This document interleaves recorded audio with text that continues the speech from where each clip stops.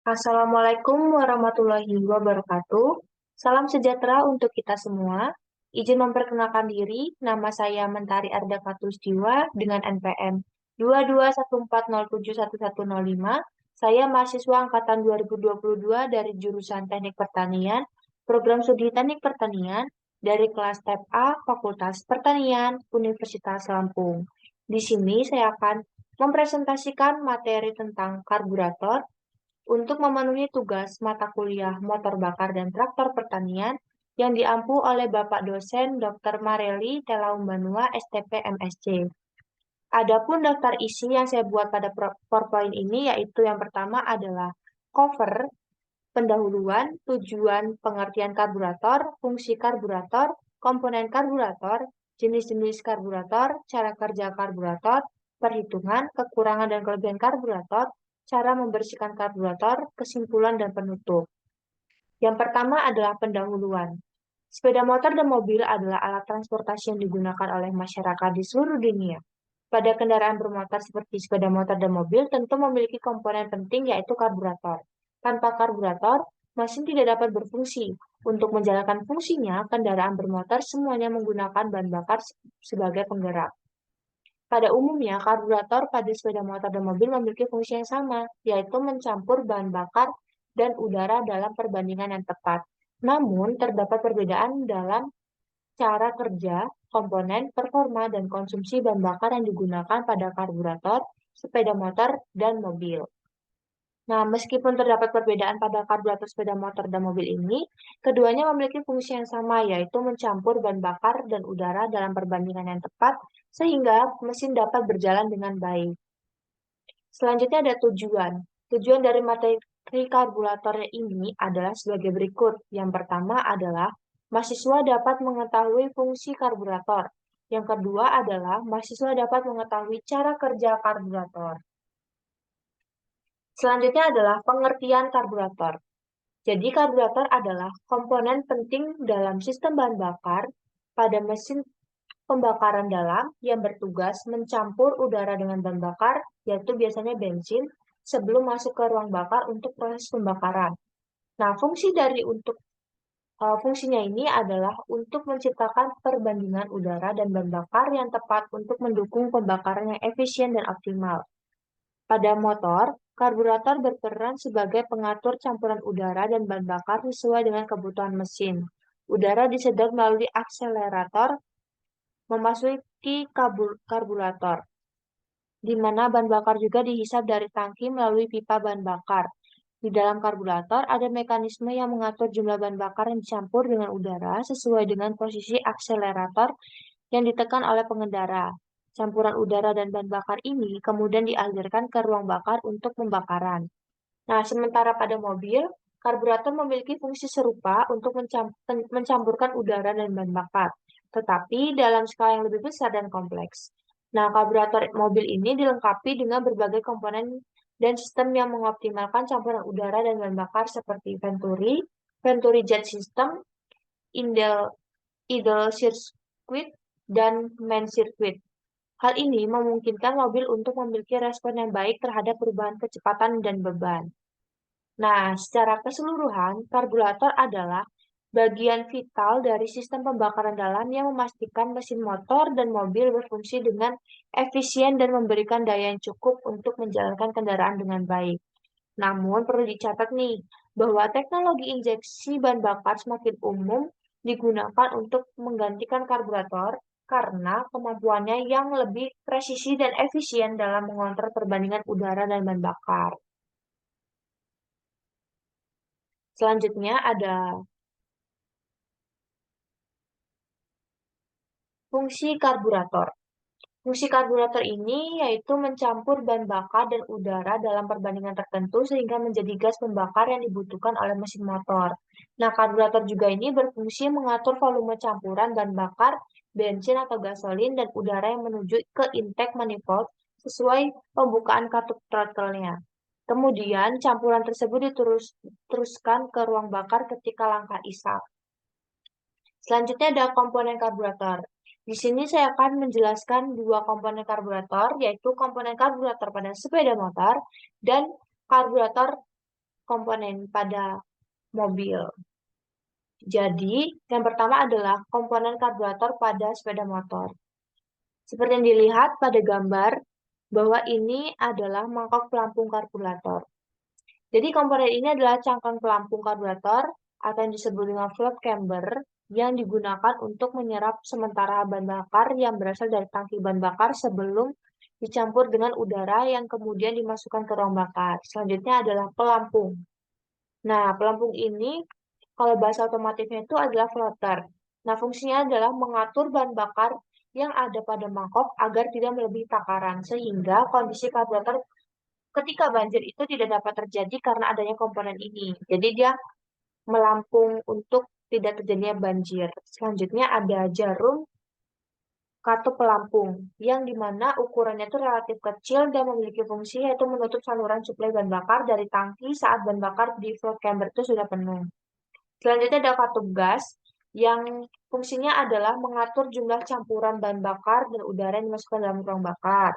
Selanjutnya ada slow jet, di mana fungsinya adalah mengatur atau mengontrol aliran bahan bakar dalam sistem dengan putaran rendah dan yang ukurannya semakin besar itu semakin banyak bahan bakar yang disalurkan. Selanjutnya ada pegas katup gas. Nah, fungsi dari komponen ini yaitu menjadi kendali katup gas yang dimana untuk menjaga agar klep tetap tertutup saat throttle tidak ditarik dan mengembalikan posisi klep gas ke posisi semula saat pengereman. Selanjutnya ada main jet. Nah, main jet ini berfungsi untuk mengontrol aliran material sistem pada putaran sedang dan tinggi. Semakin besar ukurannya, semakin banyak bahan bakar yang mengalir secara alami. Selanjutnya adalah jet needle. Nah, komponen ini berfungsi untuk mengatur jumlah komponen, jumlah campuran bahan bakar dan udara yang masuk melalui main jet saat mesin diberi gas dengan bukaan katup seperempat hingga sepertiga. Nah, ya komponen ini tuh sangat penting karena ukuran lubang needle jetnya ini dapat ditarik dan diameter lubang needle ini berubah sesuai dengan throttle valve yang ada gitu. Selanjutnya ada needle jet. Nah, komponen ini tuh berfungsi untuk mengontrol besar kecilnya lubang yang masih terhubung dengan bagian venturi, sedangkan bentuk komponen ini meruncing seperti jet needle, sehingga ukuran needle jet ini berubah saat throttle valve-nya itu dibuka. Selanjutnya ada slow air jet atau slow air blade. Ini berupa kurva yang mengalir melalui udara saat mesin dihentikan, dan udara lubang jet udara ini lambat dan mempengaruhi campuran saat berputar diam bahkan rendah. Selanjutnya ada main air jet. Ini fungsinya adalah eh, untuk mengatur kecepatan sedang dan tinggi. Lalu ada venturi. Venturi ini berfungsi sebagai pintu keluar masuknya udara. Berikutnya adalah komponen skrup. Nah, komponen ini berfungsi untuk mengatur jumlah udara pada bahan bakar melalui bukaan. Nah, yang kedua adalah komponen karburator pada mobil. Seperti komponen pada sepeda motor sebelumnya, bahwa pada karburator mobil ini juga memiliki jarum pelampung yang fungsinya sama, yaitu mengontrol volume bahan bakar sebelum ditampung di karburator. Yang kedua adalah pelampung yang mengontrol posisi jarum pelampung sesuai dengan volume bensin di karburatornya. Selanjutnya ada menja juga berfungsi sebagai penunjang atau penyuplai di ruang bakar ini. Nah, lalu ada venturi. Venturi di mobil ini itu adalah lubang sempit di tengah saluran masuk udara di dalam karburator ini. Nah, fungsinya itu meningkatkan kecepatan udara yang disebabkan oleh perbedaan diameter lubang. Bensin yang ditempatkan di cangkang karburator ini dengan demikian disedot ke ruang bakar oleh pilot jet atau komponen main jet. Nah, Venturi ini memiliki 3 tipe berdasarkan tipe yang digunakan. Lalu yang berikutnya adalah throttle valve. Nah, komponen ini berperan penting dalam menambahkannya kecampuran bahan bakar ke bahan bakar ini untuk proses pembakaran. Nah, ini perlu perawatan di setiap saat untuk menjaga kondisi mobil yang tetap prima atau tetap baik. Selanjutnya adalah float chamber atau ruang bakar. Nah, seperti namanya, ruang bakar berarti tempat untuk proses pembakaran. Nah, selanjutnya adalah throttle valve yang dimana fungsi throttle valve ini adalah mengatur jumlah suplai campuran udara yang masuk ke ruang bakar. Ini terletak di luar dari ruang bakar tersebut. Selanjutnya adalah crab control. Nah, crab control ini berfungsi sebagai pengatur sudut bukaan katup gas pada pedal pelepas. Selanjutnya ada jenis-jenis karburator. Di sini terbagi menjadi 3 jenis. Yang pertama adalah jenis karburator berdasarkan tipe Venturi. Yang kedua adalah jenis karburator berdasarkan arah masuknya campuran udara dan bahan bakar. Dan yang ketiga adalah jenis karburator berdasarkan jumlah barel. Nah, dari ketiga jenis ini terbagi juga. Yang pertama yaitu ada jenis karburator berdasarkan tipe Venturi. Terbagi menjadi 3. Yang pertama adalah karburator dengan Venturi tetap, yang dimana karburator Venturi itu kan menggunakan prinsip Venturi untuk mengatur aliran udara dan bahan bakar dengan penyempitan pada saluran untuk menciptakan tekanan rendah dan menghisap bahan bakar. Nah, pada karburator variabel Venturi ini memiliki mekanisme yang dapat mengubah ukuran lubang Venturi sesuai dengan kebutuhan atau mengoptimalkan campuran udara dan bahan bakar. Dan yang ketiga adalah karburator air valve Venturi atau Venturi katup udara. Seperti ininya bahwa udara itu menggunakan sistem piston dan depresi yang konstan untuk mengontrol aliran bahan bakar berdasarkan tekanan udara. Selanjutnya adalah jenis karburator berdasarkan arah masuknya campuran udara dan bahan bakar. Itu juga terbagi menjadi 2 bagian, yaitu karburator arus turun dan karburator arus datar. Nah, karburator arus turun itu udara dan bahan bakar yang masuk dari atas ke bawah karburator itu menciptakan aliran ke bawah ke ruang bakar. Nah, karburator arus datar itu udara yang di mana bahan bakarnya masuk dari samping karburator itu menciptakan aliran horizontal ke ruang bakar. Selanjutnya ada jenis karburator berdasarkan jumlah barel.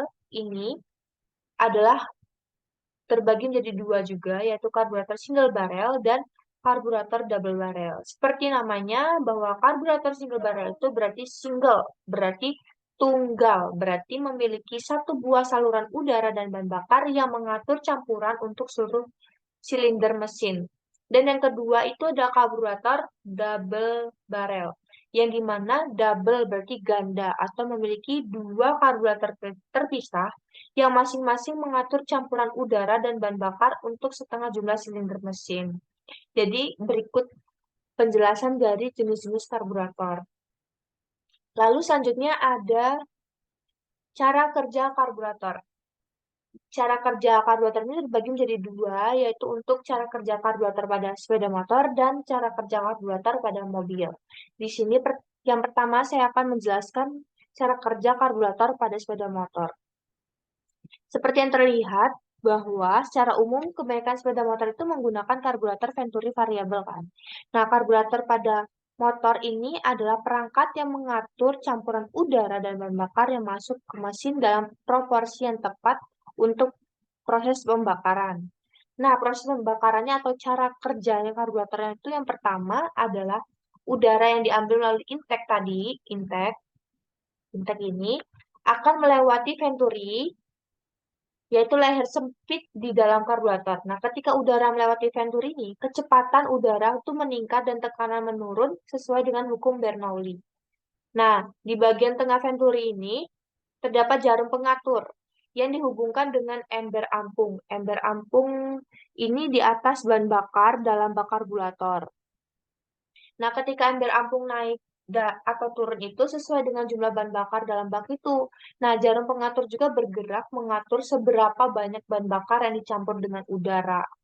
Nah, selanjutnya itu udara yang telah melalui venturi tadi itu bercampur dengan bahan bakar melalui jet-jet kecil pada karburator. Nah, proporsi campuran ini diatur oleh jarum pengatur dan jet-jet bahan bakar. Nah, campuran udara dan bahan bakar yang tepat ini kemudian mengalir ke intake manifold dan akhirnya ke ruang bakar untuk proses pembakaran. Oke, selanjutnya itu ada cara kerja karburator pada mobil. Nah, pada karburator mobil ini menggunakan sistem kerja atau prinsip kerja Bernoulli sama seperti tadi. bahwa sistem ini mengatur aliran dalam kecepatan fluida. Fluida itu apa? Fluida itu yaitu bensinnya itu. Nah, pada mobil ini, karburator itu berfungsi mirip dengan yang ada pada motor tadi. Nah, udara yang disedot melalui intake manifold tadi, ini melewati venturi di karburator. Nah, menciptakan penurunan tekanan. Nah, jarum pengatur yang terhubung dengan ember ampung tadi mengatur seberapa banyak bahan bakar yang diizinkan masuk sesuai dengan kebutuhan mesin. Nah, ember ampung dalam bak karburator ini mengendalikan tingkat bahan bakar dengan naik dan turunnya sesuai dengan jumlah bahan bakar dalam baknya. Campuran udara dan bahan bakar yang sesuai dengan proporsi, kemudian turun sesuai dengan jumlah bahan bakar dalam bak. Lalu disalurkan melalui intake manifold menuju ruang bakar, di mana akan terjadi pembakaran dan menggerakkan piston menghasilkan tenaga untuk menggerakkan mobil. Nah, perlu diingat nih bahwa mesin modern pada saat ini itu baik motor ataupun mobil ini seiring dengan berjalannya waktunya menggunakan sistem injeksi. Nah, sistem injeksi ini berbahan bakar elektronik yang lebih canggih daripada karburator, sehingga injeksi bahan bakar elektronik ini menggunakan sensor-sensor dan kontroler elektronik untuk menghasilkan atau untuk mengatur jumlah bahan bakar yang masuk ke mesin dengan lebih akurat. Jadi, pada seiring dengan berjalannya waktu lebih memilih ke injektor karena mungkin kelebihannya lebih di injektor. Selanjutnya ada perhitungan. Perhitungan ini, saya akan menjelaskan tentang rumus cara menentukan diameter venturi karburator, yang dimana cara untuk mencari ukuran diameter venturi karburator yang ideal untuk motor oprekan. Seperti pada PowerPoint yang saya bagikan ini, bahwa rumusnya adalah D sama dengan K kali akar C kali N, di mana K itu adalah konstanta. Konstanta yang nilainya ada di antara 0,6 sampai dengan 0,9, untuk motor harian disarankan 0,65. Selanjutnya ada diameter venturi karburator. Lalu ada N di mana RPM puncak tenaga yang diinginkan, lalu C itu adalah cc mesin dalam liter. Selanjutnya ada contoh dari cara menentukan diameter venturi karburator ini, yaitu Suzuki Satria Standar dengan diameter venturi 25, daya maksimum di 9.500 rpm, ingin ganti PE 28. Maka daya yang diperoleh di RPM itu berapa? Jadi pertanyaannya adalah RPM-nya itu berapa? Nah, untuk mencari RPM itu kita harus cari dulu harga K-nya. Kan di sini sudah diketahui nih bahwa diameternya kan 25. Lalu di sini sudah diketahui juga C-nya yaitu 0,147 dan N-nya adalah 9.500. Nah, kita masukin aja nih ke rumusnya bahwa 25 sama dengan K kali akar 0,147 dikali 9.500. Lalu 25 sama dengan K kali 37,37. K sama dengan 25 per 37,37 dan hasilnya adalah 0,668. Nah, sudah ketemu nih K-nya. Lalu kita cari untuk langkah kedua, untuk mencari RPM maksimalnya itu sama dengan rumus tadi. Cuma kita masukin yang sudah kita dapatkan, yaitu D25 sama dengan K 0,668 dikali akar 0,147 dikali N. Lalu pindah ruas nih, 0,1 akar 0,147 kali N ini sama dengan 25 per 0,668. Lalu turun ke bawah, sama seperti tadi, akar 0,147 kali N sama dengan hasil dari 25 per 0,668 ini adalah 37,425. Lalu kita akar kuadratin kedua belah sisi ini agar akar itu bisa hilang apabila dikalikan dengan kuadrat. Jadi kita coret itu kuadrat dengan akarnya ini. Lalu kita akarkan juga 37,425 dan menghasilkan hasil 0,147 kali N sama dengan 1.400,63 itu.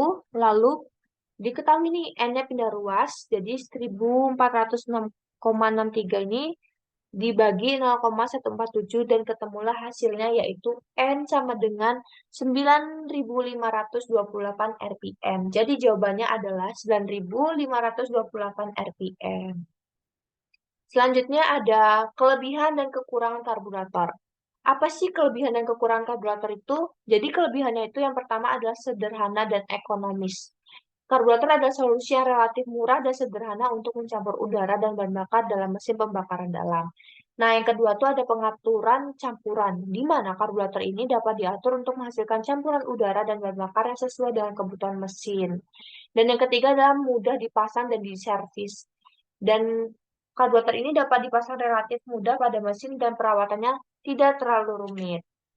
Lalu ada kelebihannya yaitu ringan. Ringan ini yaitu karburator itu umumnya memiliki berat yang lebih ringan dibandingkan dengan sistem injeksi bahan bakar modern karena dapat mengurangi bobot total kendaraan. Nah, selanjutnya itu ada kekurangan. Kekurangan dari karburator itu juga yang pertama adalah efisiensi bahan bakarnya rendah. Di mana karburator itu cenderung kurang efisien karena dalam mengatur campuran udara dan bakar ini khususnya pada kondisi mesin yang berbeda. Nah, yang kedua itu ada kinerja terbatas pada RPM tinggi. Jadi, karburator itu seringkali mengalami keterbatasan dalam menghasilkan campuran yang tepat pada putaran mesin tinggi yang dapat menghambat performa.